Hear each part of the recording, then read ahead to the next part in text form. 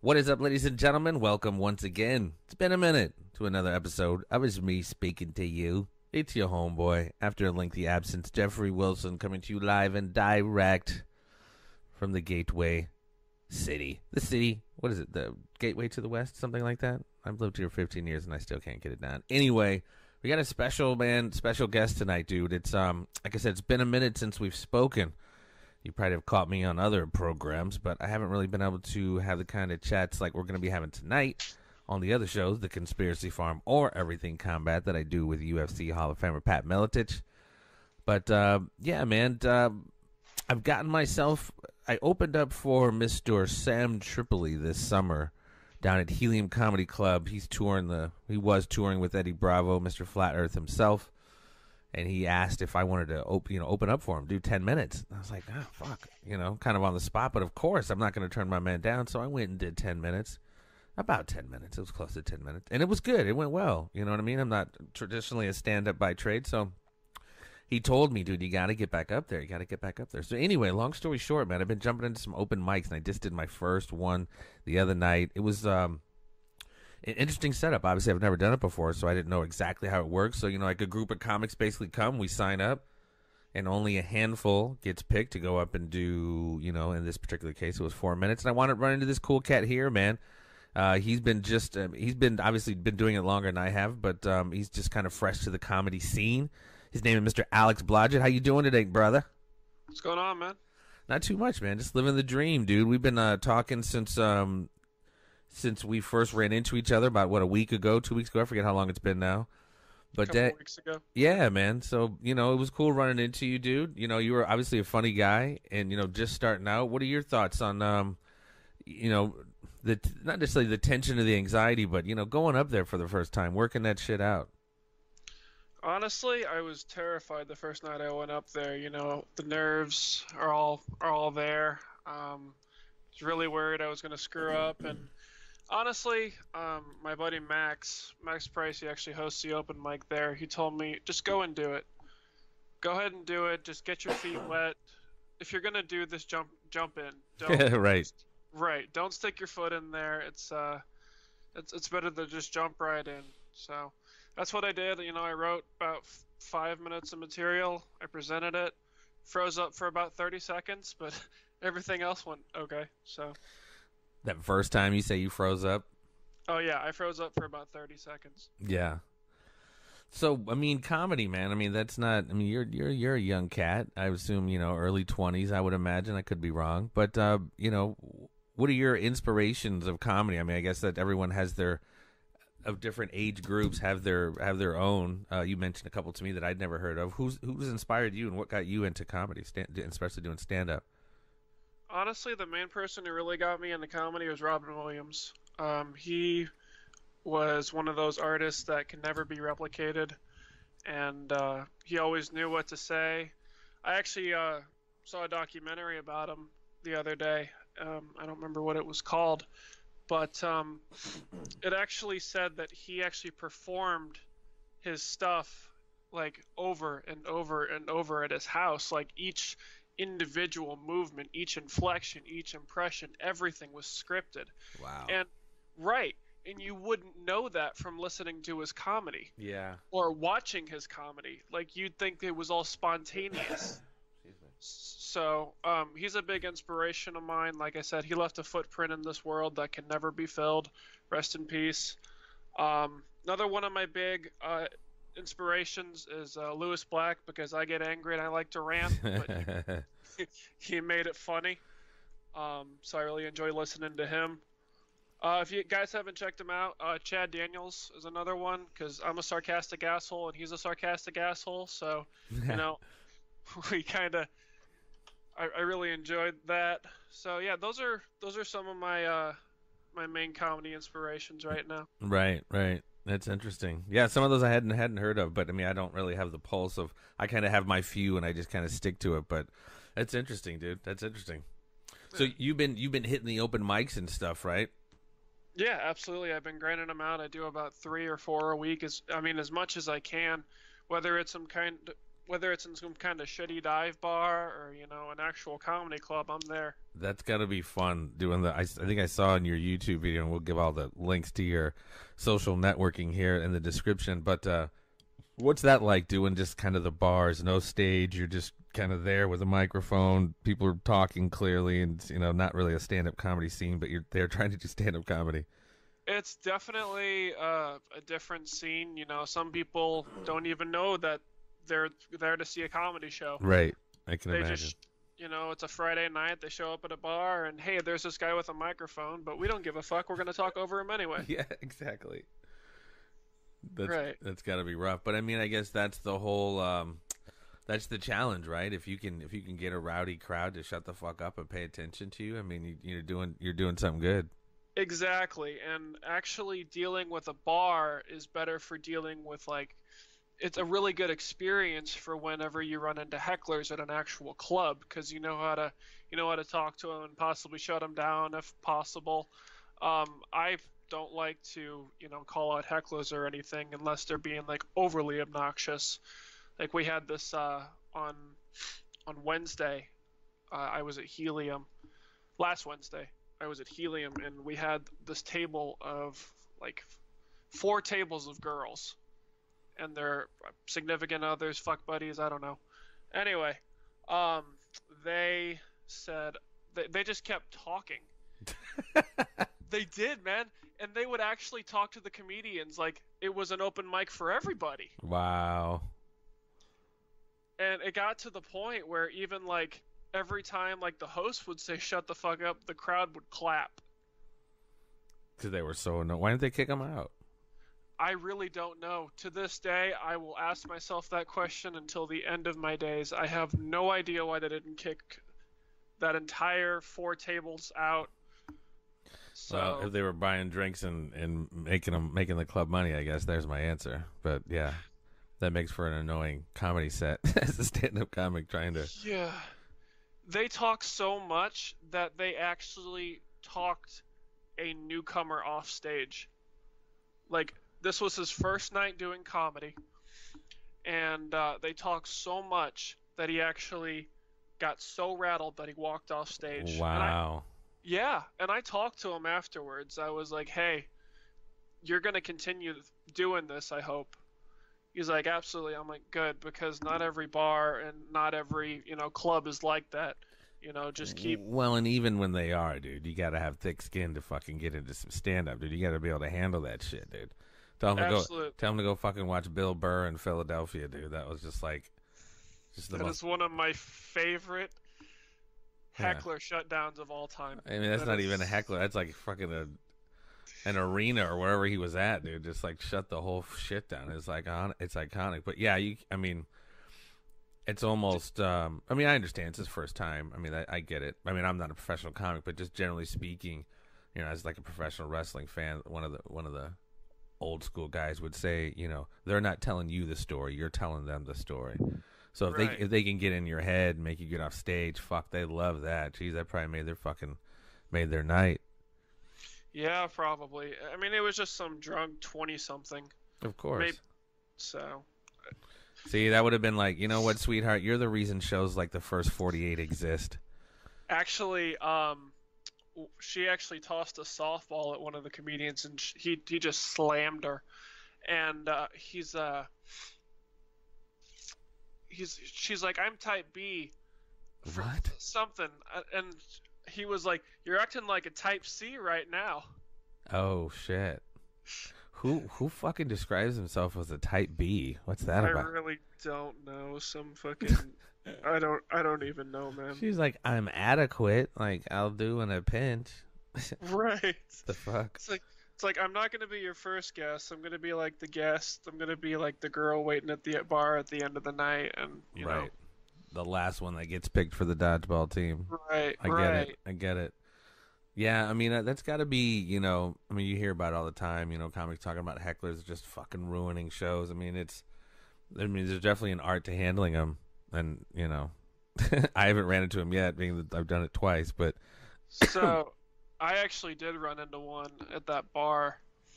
And this guy, he was intentionally laughing like super high pitched. Like you could tell it was a heckle because he would do it in the middle of jokes. He wouldn't do it at like the beginning of jokes. Oh, Jesus. And I got to the point where he actually started sounding like the Joker.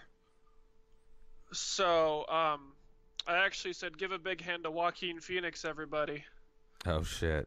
Did he respond? No, he just left, and it was great.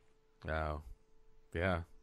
Yeah, sometimes they don't really they don't really get as much as they give. You gotta be able to take what you can give. Yeah, I've seen some epic shutdown. Like I said, the Bill Burr, Bill Hicks. He had some pretty strong ones too. But yeah, I mean, I guess that just comes with the territory. Patton Oswalt is actually pretty good at shutting them down too. I saw. I mean, I guess like the longer you've been around the game, you've almost seen everything. So like nothing's really new, and it's just like, oh fuck, another one. Yeah, pretty much. You know, I'm sure they've seen or heard it all, whereas the heckler's probably got one or two lines that are, you know, it's probably just drunk and just being an idiot. Yeah. Or a bitch in this case, the gal. Well, it was a table of girls, but there was this one girl that I would actually just talk straight to the comedians. Jesus Lord.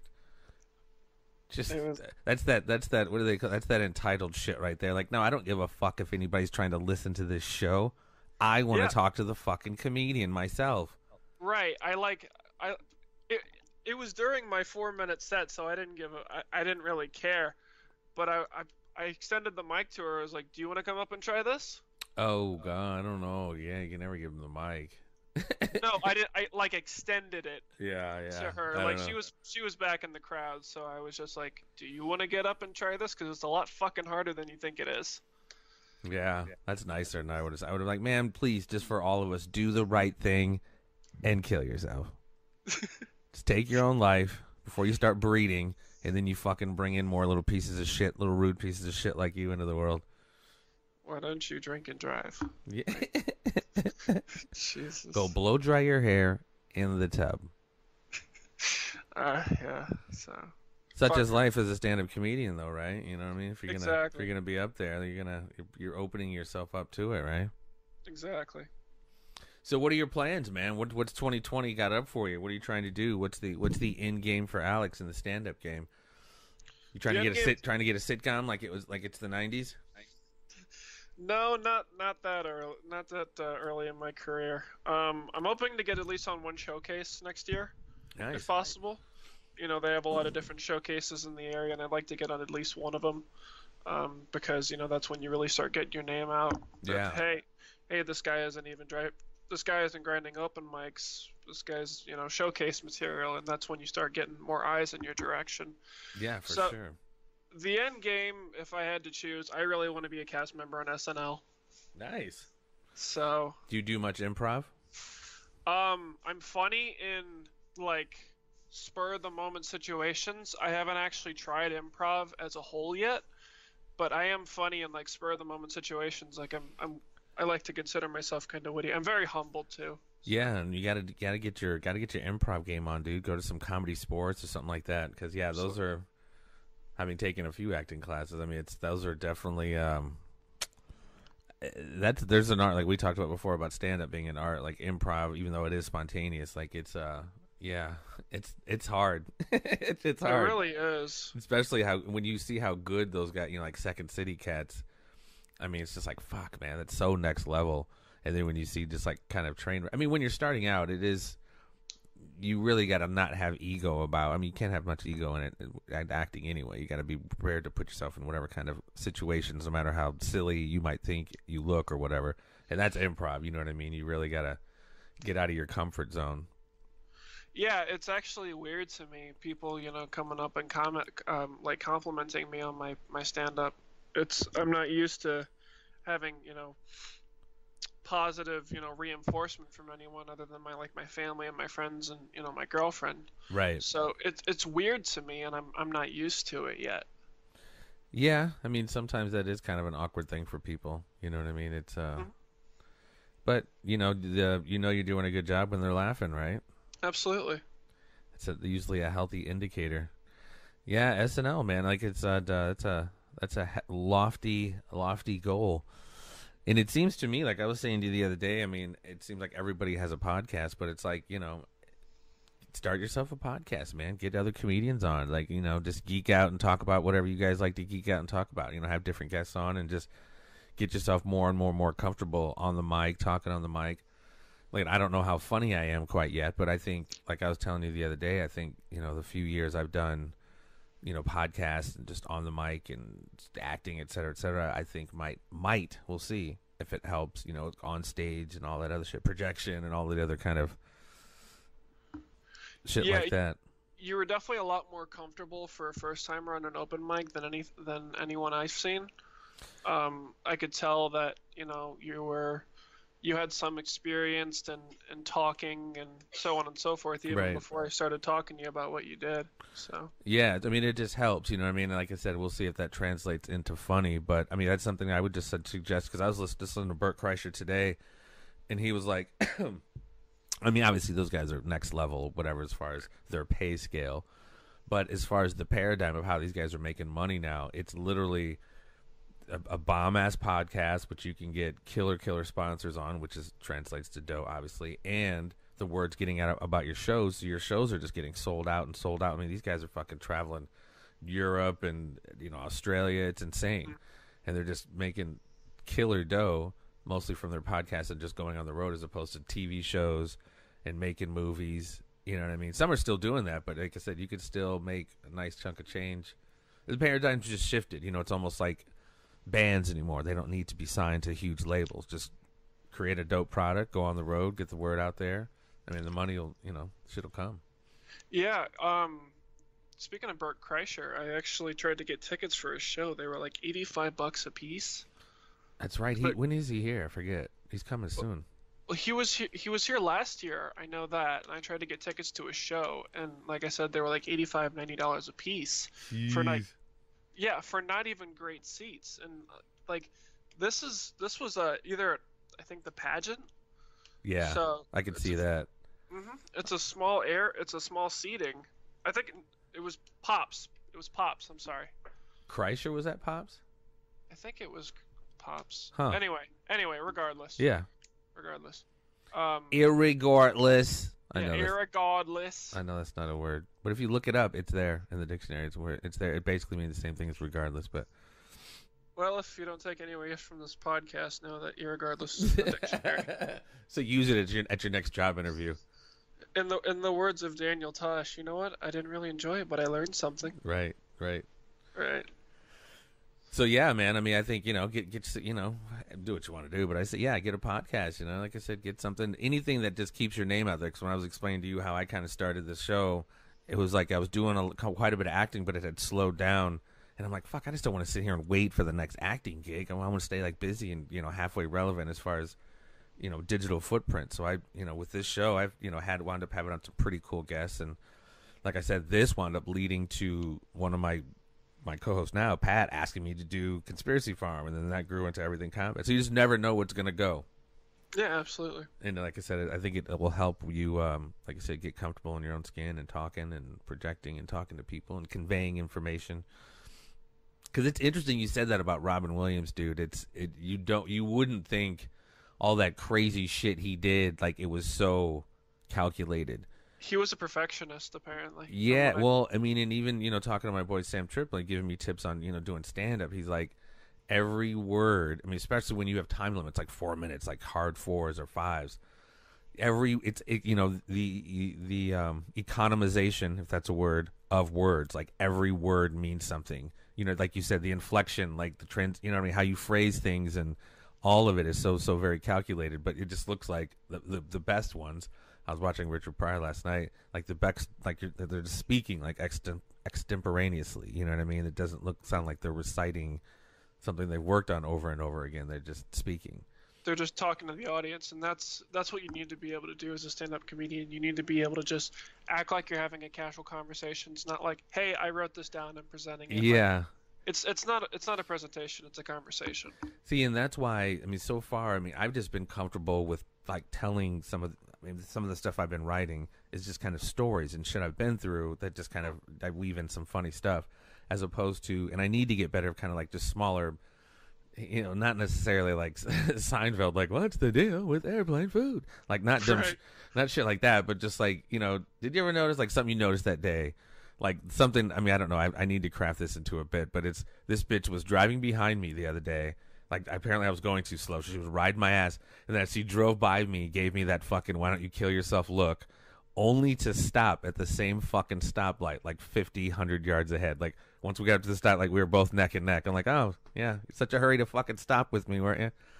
Yeah, I'll take awkward as fuck for $600. yeah, exactly. Jesus. I know. So yeah, dude, it's a fun ride. It's a fun ride. So yeah, we got. I mean, I didn't even realize, man. I was hollering at my boy Patrick Brandmeyer. Shout out to him. He gave me the list. I asked him when I was first inquiring about open mics. I had no idea there were so many. So there's really no excuse for not hitting open mics because there are a lot here in St. Louis. I'm expecting you to see you on the circuit, so I'm excited. Yeah, man. My work situation kind of switched up. You know, at least for the next probably 6 months or so. So I'm not working so much at night, dude, because my nighttime's just been filled with my other gigs. So now I'm just kind of working other days, so my nighttimes are open. So I'm definitely, I definitely want to be hitting Helium, which is because I'm right by that. I'm right by Helium. I'm right in between Helium and the Funny Bone. And I know there's several all around. I mean, I don't know. You went to one. Jeez, what was that last night in Troy, Illinois, or some shit? Yeah. It was only 15 minutes away from my house, though. Ironically. So yeah, I live like 40 minutes away from Helium and Funny Bone. So each time I go to an open mic, you live how many from Helium? 40 minutes. Oh shit. But I got a good car with gas mileage, so it doesn't really matter all that much, you know. Yeah. The practice is worth the gas money. Oh, without a doubt. I mean, that's yeah. Where do you stay at in St. Louis? I'm actually in Edwardsville, Illinois. Oh, okay. So that's not. Oh well, shit. Yeah. You came a far way then for you if you came to the Funny Bone over here, way over in Maryland Heights. Mm-hmm. Wow. 40 minutes. Well, what do you think, dude? It's like, you see this, I guess we call it all the time, cancel culture out there. I mean, obviously some are warranted. You got Louis C.K. fucking jacking off in plants, with women and shit. But, I mean, you got, like, Kevin Hart not being able to do the Oscars because of saying this or that. You got, I remember the SNL, speaking of SNL, like one of the guys, I forget who it was, got fired because of saying something about Chinese people or Asian people. And then one of the new players that they had brought in, that they had considered, I think even hired, they did the little social networking Twitter dive and found like years ago he said something sideways, and they wound up not hiring him. Not just about, well, I mean, as it relates to comedy, what do you, I mean, because fucking comedy, dude, in my opinion, just going back, Jesus, some of my favorite comedians, fucking go back to Lenny Bruce, like, that's always been, like, the last vestige of people to speak about, just, not just funny shit, but, like, socially, what's going on in the world, like, the stand-up has always been there for people to speak to that. What do you think about that now, how the kibosh is really, on certain comedians who choose to kind of play that professional corporate, I want a TV show game, do that dance, and how, they're kind of censoring people from really speaking their mind. The cancel culture is stifling stand-up, don't you think? Or do you think that? No, I absolutely do. You got to be afraid every time you post something on Twitter, because you're going to be like, you're always asking yourself, who is this going to offend, if anybody? Right. And like you said, that possible player got fired from SNL just for going through his social media page. Right. From years ago. Right. Everything you say can be tracked. It doesn't matter where, when. I mean. But that's what I'm saying. Like, who gives a fuck? I mean, as long as you're not saying fucking, some horrible shit, inciting violence or whatever. I mean, that's what. But I mean, that's why I kind of qualified that statement. The people who give a fuck are, and I'm not knocking him for this or anybody. Like your Kevin Harts who do want to play that game and host the Oscars. It affects him from saying something from years ago, or the SNL guy from years ago. But like your Bert Kreischers or your Seguras who are making their own money and are kind of masters of their own domain. They still can't just say anything because there is sponsorship and branding, et cetera, et cetera. But there's a line that they can cross that most other people can't, though. Is the thing. Right. I mean, like the people, like you said, who want to be like on like the new Jerry Seinfelds. Yeah. And I guess Dave Chappelle's. have an actual like multi-network show, they can't. Well, a network show, they can't post anything that would be too offensive to the wrong group. You hear about, Anthony Jeselnik? You ever heard of him? Yeah, of course. Okay. You know his bit Shark Party? I'd have to hear it. I've watched his last 2 specials on Netflix. Okay. Well, he talks about how his show got canceled, and apparently the story was this guy, he got eaten by a great white shark. It was some kind of shark in Australia, and he literally made up like this dance and everything, and this girl in a fucking shark outfit gave him a lap dance, and they literally showed the picture of the guy on the on the monitor to show like everybody who was watching. And what was this during a special or something? Or no, it was a show, the Jeselnik Offensive. Is that a podcast he has? No, that was a show on Comedy Central he had. Okay. I'm sorry. Yeah. Okay, I got you.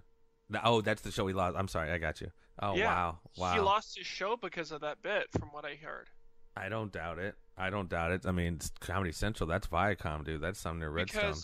Right, because people from Australia were actually writing death threats to him and his family.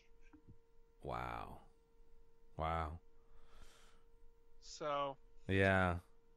I mean, there's, again, I think speech, you should be able to say whatever you want, but with whatever you say, there are consequences. You better be prepared to take them if you're going to say it. Say whatever you're saying.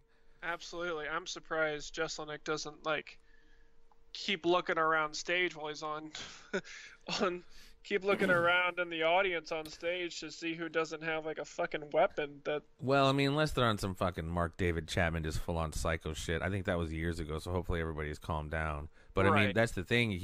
That's almost kind of the larger point we're talking about. I mean, years ago, maybe up to maybe 5 or 6 years ago, that could have been at least the end of his quote-unquote TV career.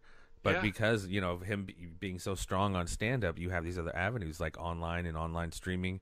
I'm not saying TV or radio is dead by any stretch, but I mean, obviously the pie has grown with this new media of internet. And like I was saying about musicians or even comics or even movie makers, man, they don't necessarily need these big studios to have their back. They just need, someone to maybe help distribute, but they can make their own shit anymore.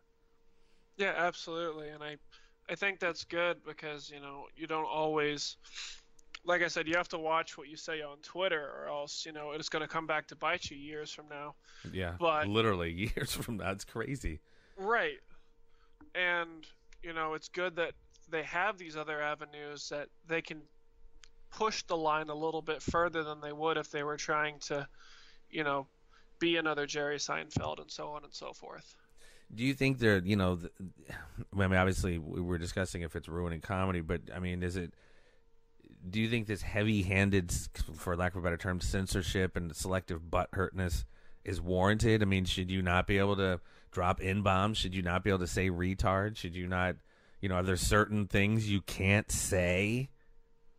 There are some things that you can't say, like, did you hear about Charlie Sheen, why he got fired from 2.5 Men? Oh, fuck, no, I don't. I'm not going to say what he called his executive producer, but, because... What was that guy's name? I forget. Charlie Sheen? Yeah, what was that producer's name? I don't even remember. It was this. I remember them going at it, but I forget his name, and it was probably something supposedly anti-Semitic. So I think that it was very anti-Semitic. Okay. Extremely, one of the worst things you can call, one of the Jewish faith. Okay, I gotcha. There are certain words that you shouldn't be able to say. The N-word is definitely one of them. If I'm not really going to get into that whole debate because, it's just a slippery slope from there. I'm trying to have a career over here. Right, exactly.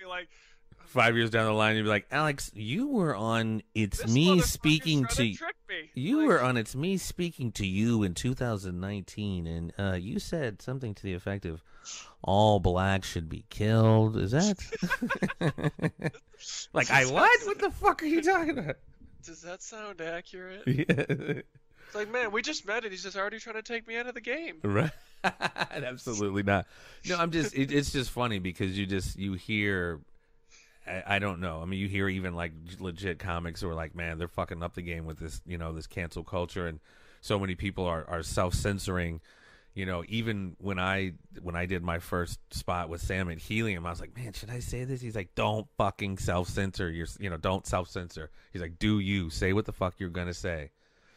And that's why I was saying something to you the other day about ask for forgiveness, not permission, not recklessly, but that's like, the more you start thinking like, should I say that? It's fucking up the essence of your shit. You know what I mean? Because well, go ahead. I had a joke yesterday. You saw my material yesterday about the German. Yeah. And then I said, I was kidding, and I said I'm kidding at the end. No, I know. No neo-Nazi supporters in here. Yeah. Save that joke for my rallies. Yeah. See, that's. And it was a full disclaimer, like I'm totally kidding. No, I know, but it should have been like, am I? Just to keep fucking with him. But no, that was one. It kind of sucked because I'm like, man, are they hearing him? Because it was a good joke. That was a very good joke. And that's when you want them to hear all the nuances, like, like you basically said, what was the end about the right? Like, something. Two wrongs don't make a right. Yeah. You definitely want to make sure people are hearing that. But no, that was good shit. But no, I feel you. I mean,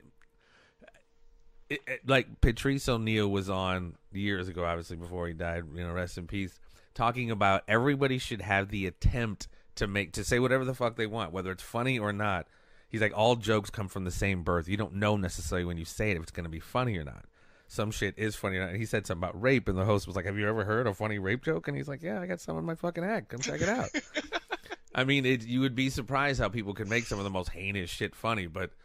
Oh, I agree. And I'm not even to get all fucking whatever, Buddha, whatever about it, but I think intention is the root of it. I mean, if you're... the intention behind your word in context, what is another thing we've lost. If we just lose context and we just say, nope, that word in and of itself, period, I don't care how you say it, can't be said, is problematic, dude, because then we start having the thought police telling other people what they should or shouldn't hear as grown adults. See, my whole opinion on that is, if it's just a word, right? It's a word that people have used in the past to the present to make another group feel unwanted or right. So my opinion on this is, why don't we just use those words until those words no longer have any meaning? But again, it's context. If you're talking about the N word, you're talking about nigger. That's clearly different when said to, and it depends on who says it. But black folks call each other that the whole time, all the time. Right. It's clearly not taken the same way. You hear Dave Chappelle, he refers to white folks. This nigga over here, you know what I mean? It's right. And this kind of goes what we talk about on our show, The Conspiracy Farm. In our first episode, what I emphasized was, look, we're talking about redefining terms here. When you hear the term conspiracy, people think, oh, Bigfoot, tinfoil hat, whatever. So when you start changing the language, if you will, or the meaning of certain terms and how it's used, I think that's important because, again, a context is absolutely important. That's huge. I mean, that really defines context and intent. Really defines the meaning of the term. You know what I mean? Dudes, I hear chicks calling each other bro all the fucking time, which is just weird. But that is weird. Yeah, that is weird. That is as weird as them putting belts around their waists. Yeah, belts around their waist. Seriously, chicks can't wear belts. What's up with that? No, they literally. They put it above their belly button to compress their figure or whatever. Oh, the mom jean look. Yeah, kinda, but no, they'll have a dress or whatever that doesn't exactly fit them, and then they'll just put this big belt around them like Santa Claus. Oh, like the Batman utility belt type thing. Yeah, Like exactly. yeah, that's So, awesome. just stuff like that, honestly. Yeah, I mean, I think again, I think context is we can't lose context because I think I think that starts messing with comedy when you're like, no, you can't even say the word because like again, you wouldn't think there's funny rape jokes out there, but I've heard some funny fucking rape jokes. It's Oh, I heard one the other day that just split my sides. Like it came out of nowhere was the best part. well, And it's one of our local comedians actually. What's his name? I can't remember his name, but he's kind of tall and he has blonde hair. that one of the guys we saw the other night, Spencer. Yeah, Spencer Tegemeyer. Yeah. Yeah, That's exactly who. he's funny as fuck, dude. Yeah, he had this joke on his set, and it was like, Dude, he opened up talking about getting blowjobs from his dad or giving his dad blowjobs. I'm just like, damn. See, I mean, that's some racy shit, bro. yeah, he really pushes the envelope with this material, and I definitely respect him for it. But, I definitely respect him for it. I'm not gonna say anything more than that 'cause I don't know if he's listening. Well, I mean, look, not everybody finds everybody's jokes funny. People have different kinds of senses of humor, but it's just like I find him hilarious. Yeah, I'm just saying. I mean, just per this larger context of this conversation, we just get into dangerous waters when we're like, when we have people defining for us what is funny and what what can and can't be said, and how they utilize that criteria to then almost blackball fucking comics out of business if they use those terms or say these things. Well, not even comics. It's everybody. No, for sure, trying to for get sure. into show business. Yeah. Like Paula Deen got in trouble, like canceled everything. She's nothing as she used to be like the Martha Stewart of Food Network. Of the South. Right, Martha Stewart of the South, and they found out that, shocker, one of the South people said the N-word right. at one point in their life and yeah. shut her down. Yeah, man. It's crazy, dude. It's crazy. I mean, yeah. It's such a kind of a larger conversation, but it's like people fucking need to stop just acting like their shit don't stink and they're fucking just too cool for school. Like, it just, not everybody's, just embrace your grimy side a little bit. That don't mean you fucking can be just, like I said, saying anything you want, but it's just like, when you can, like I said, when you can find humor in some dark shit, that's a testament to who. I mean, we got to be able to have that as an option, dude. Because I agree. We got to be able to have the Carlins, the Bruces, the Patrice, the O'Neills, the Eddie Murphy. We got to be able to. If they kibosh the English language, then we just, these guys won't rise anymore. It'll be a bunch of fucking, what's the deal with airplane food? Right, like. I don't want comedy to become so bland that it's too predictable. Right. That's the beauty of comedy is you never know where a joke's gonna head. It takes you in one direction and then we're on another direction. It's like a maze in some ways. Well, and and you hear that punchline or even just the subject matter, and you're like, "Ooh, God, should we be talking about that?" And then they make it funny. It's that's the genius of some of that shit. The beauty of comedy is the unpredictability, absolutely. For sure. Well, brother, I don't know, man. I've enjoyed this conversation, man. I'm looking forward to, like I said, seeing you out on the old circuit. Yeah, absolutely, Jeff. Out at the old Chuckle Huts, man. I appreciate you taking the time, dude. And it was fun. Yeah, love to do it again. For sure. Yeah, we'll definitely, circle back around, dude. Like I said, it was pretty cool to run into you. My first open mic, so we'll maybe keep updating folks on where you might be and where they could find you. Shout out to some of your social networking if you happen to have some of that handy. Where can we find you? So you can find me on Instagram at Alex Blodgett. You can last name Blodgett, and then my Twitter is just Alex_Blodgett. So follow me on Twitter and Instagram, and you have a YouTube channel too, right? I do have a YouTube channel, as a matter of fact. So we could see his divine comic stylings. Exactly. I post I try to post every time that I go on stage, unless it's like I'm telling the same material. So I don't always tell the same material, but sometimes you have to because you can't write a new joke every week. Right. You just can't. So yeah, Alex Blodgett Comedy. You can check me out on there. Yeah. So I'll provide those links, ladies and gentlemen. All right, this has been Alex Blodgett. Wish you much success, my friend, is in your 2020. And we'll be talking to you soon, bud. sounds good, man. All right, man. Take care, everybody.